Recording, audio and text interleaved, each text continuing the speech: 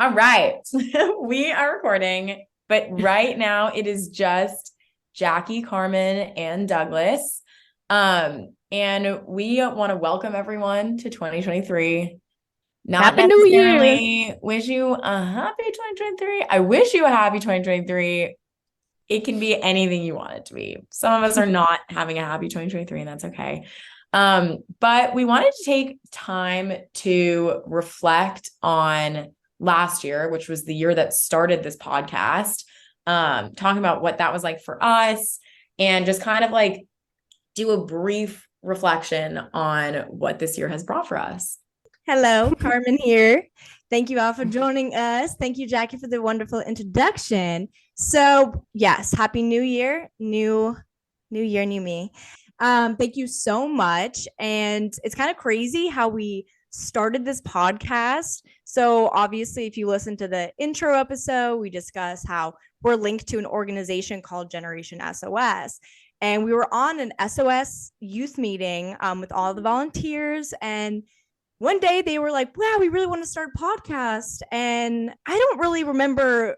I could have said something. Doug, I don't know which one, but we were like, oh, someone spoke up. One of us three. Do you guys know who it was? If I can interject, I believe it was Carmen who said, oh, Douglas and I had no idea. So Carmen volunteered me. Thank God she did. And then we luckily were paired with Jackie later because Jackie had volunteered as well. Well, me and Douglas were always like me chirp all the time, guys. And we're really good friends. And we were like, we like want to start a podcast of us just like spilling the tea, whatever. I think Robin then was like, all right, we need one more person. And she put us in a group chat with Miss Lovely Jackie. We have no idea who Jackie is. We still, fun fact, guys, we have never met her. She could be 7 foot tall. I have no idea. I think she is. I am. She's got big feet. Actually, I have a feet. Yeah. Like I have. Yeah, I'm massive. But yeah, Robin reached out to me, and I think Robin thinks that I'm really good with like tech, maybe, which I'm not.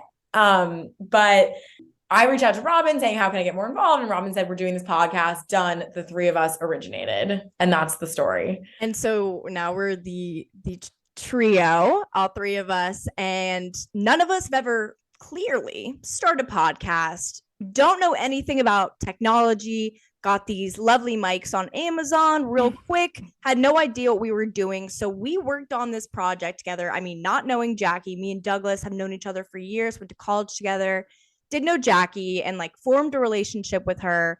And we met. So that started late April of 2022. And we released our first episode September 30th. It was International Podcast Day. We didn't even plan that. That's how slick we are, guys. Here we are now in January, and we've released 10 episodes. We've had way more interviews, and it was such a great year. What do you guys have to say?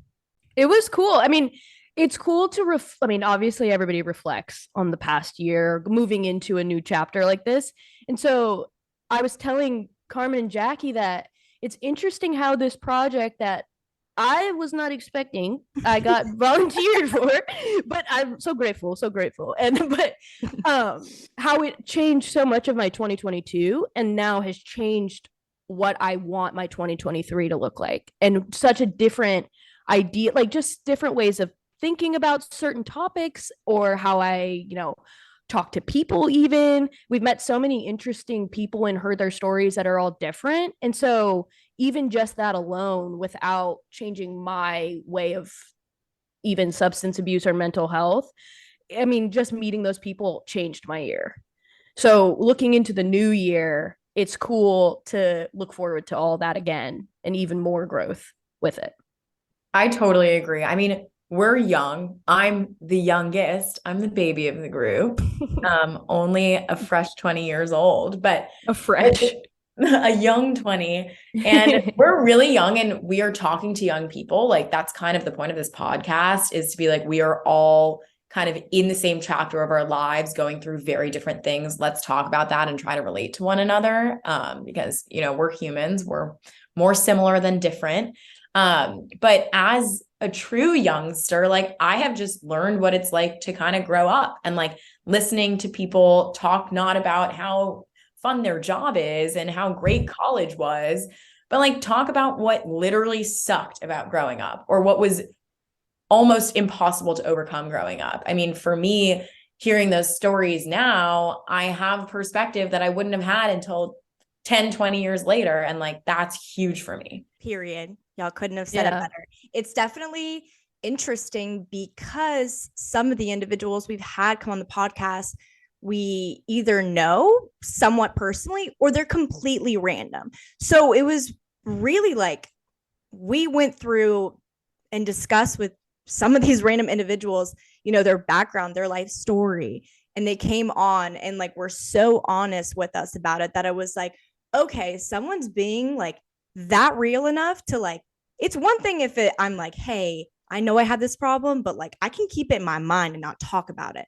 But it's like once you talk about it, it's like, oh, I have to face it now. Because now I'm telling these random people who I really don't know about my story, like, oh, like it's really them reflecting in the moment and telling it in such a great way. And it makes me like think like, wow, that's such like a privilege that while we have this moment and we're meeting these people, to really like listen to them. It's like such a moment where it's like, I better take this seriously because you learn something new from every person you meet.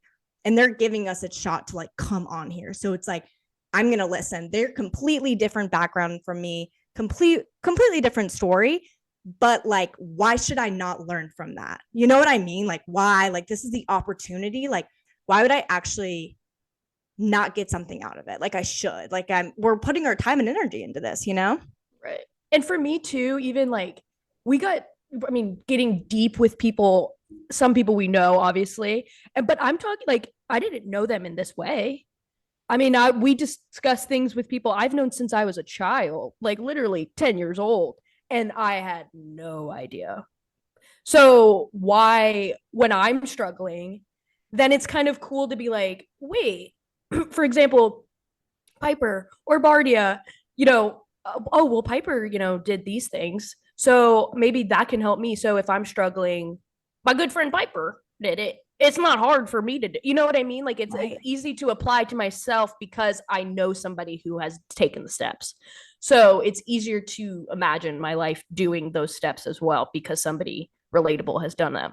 Totally. I think too, like you were saying, there's kind of this like we can gain from everyone. And there's sometimes this assumption that people don't want to have those conversations.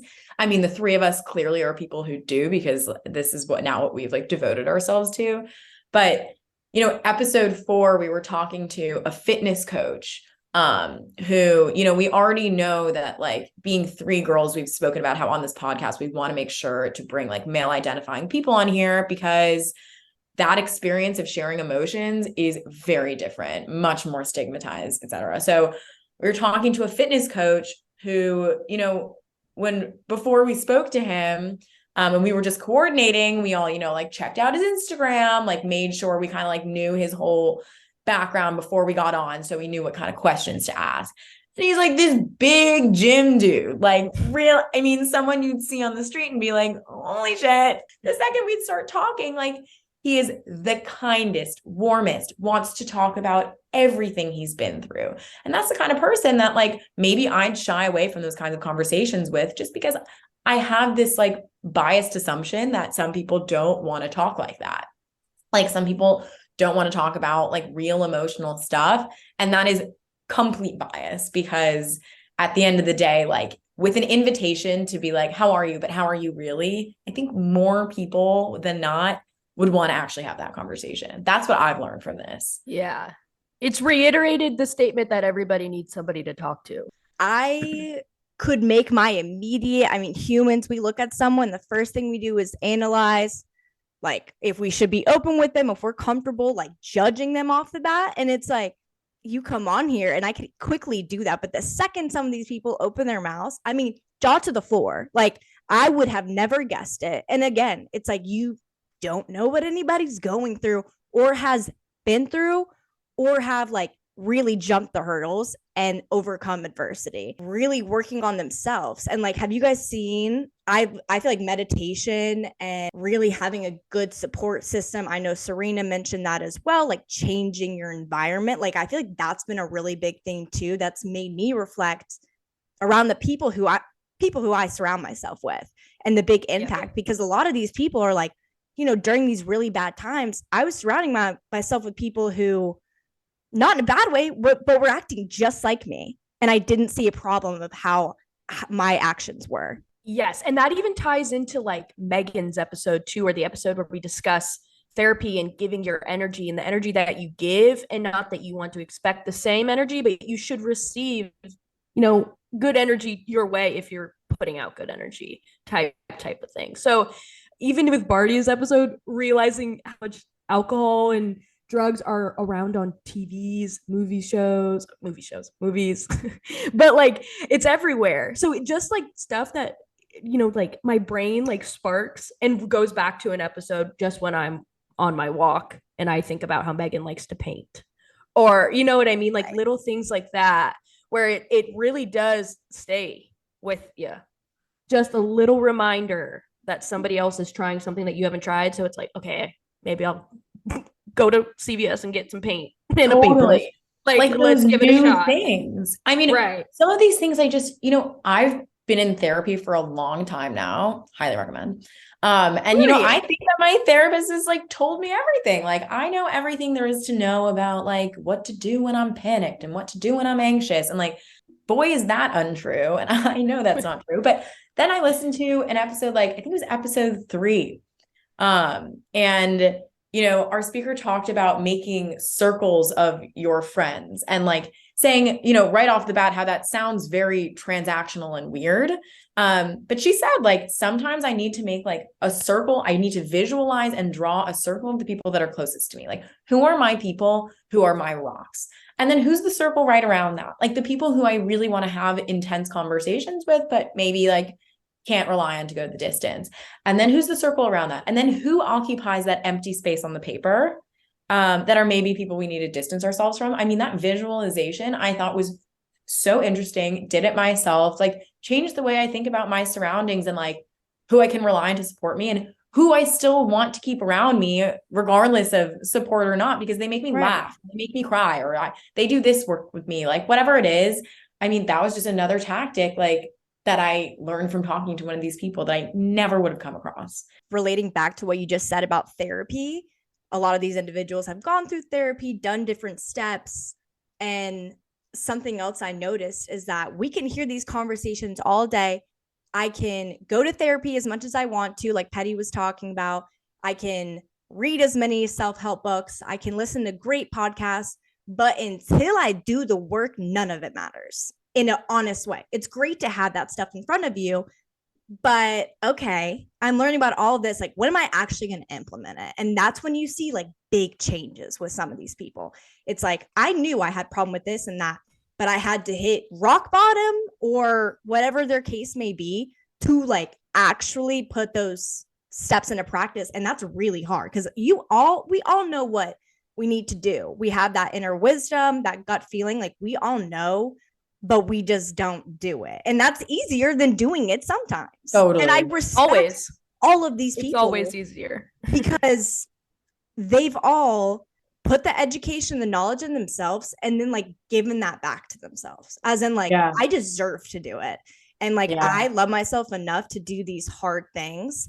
And also a lot of self-love in this. It's like these people changing, none of them ever hated their old self.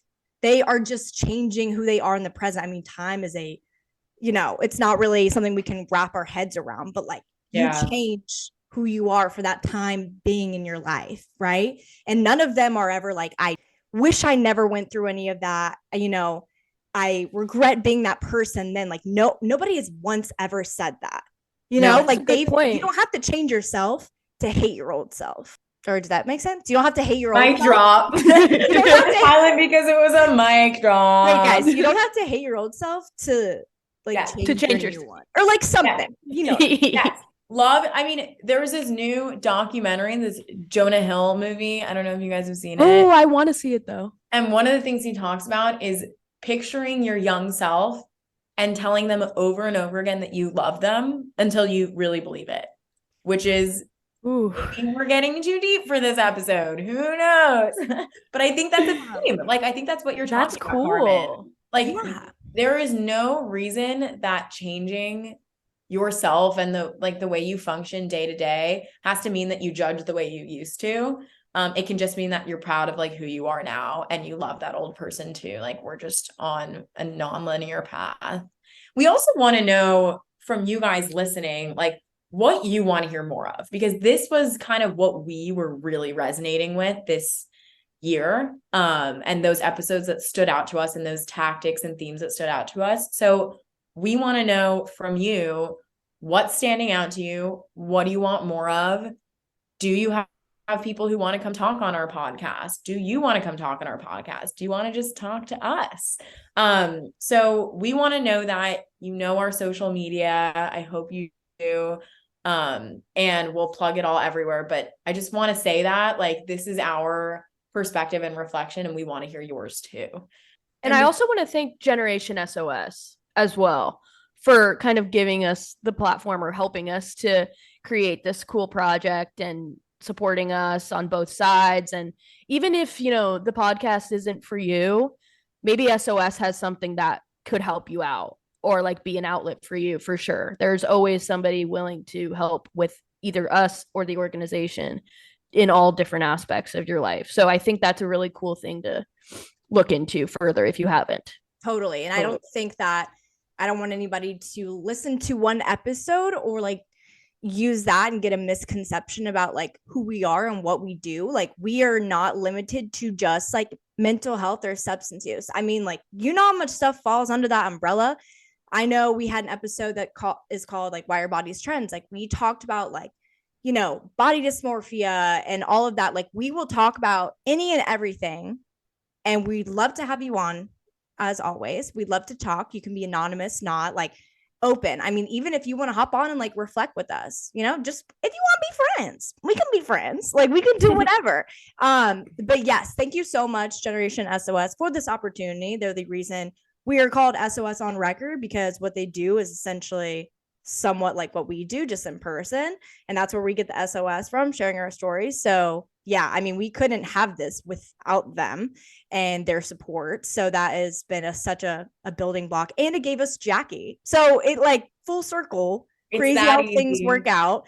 And yes, I mean, thank you guys so much again for listening, all your support. Our DMs are always open. If you want to email us at podcast@generationsos.org as well, or our personal social medias, no judgment zone. And we'd love to chat and get the tea.